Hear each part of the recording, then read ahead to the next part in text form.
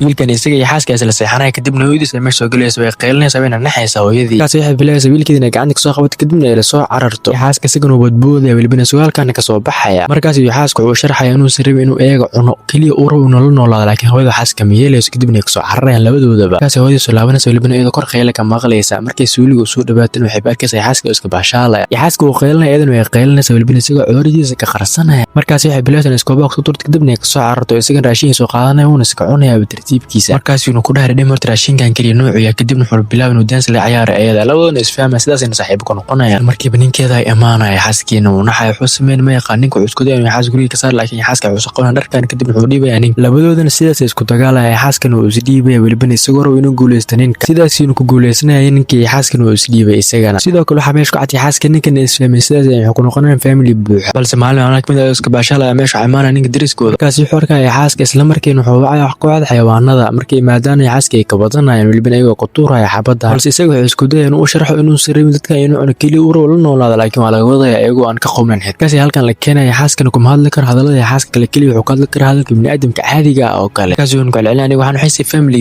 muddo kadibna ayaga ay amaana welibana ayagoo soo booqanaan balse isagoo murugeysanaya ka tagay wiilkan wuxuu isku dayay xaaska inuu soo baxsado kadibna uu soo wadanaya isagoo welibana ku soo qaadanaya mootadani adigana daawada ilaa muuqaalkana like noo saarto isla markiina ciidamada meesha lagu dhigayo bandhiga booliiskiina sidoo barsaneen markaas wuxuu ku dhahay wiilkii talented oo halkan ku soo bandhigtay xaaskan uu ka diiday wuxuu ku dhahayaa maya welibana isagoo uu sheegay inuu ka baqayo dadkan indhahooda markaas wiilku wuxuu bilaabay inuu haysto dadku meesha idil ku qoslayaan isla markaasba ay xaaska qiira galaysa welibana isagoo ku heesay cod aad macaan dadka meesha joogo idil u sacbana codkiisa inay ka helayaan markaasna waxa la geenay maxkamadda waxay go'aan siinaysaa xaaska inuu noolaado ciidaani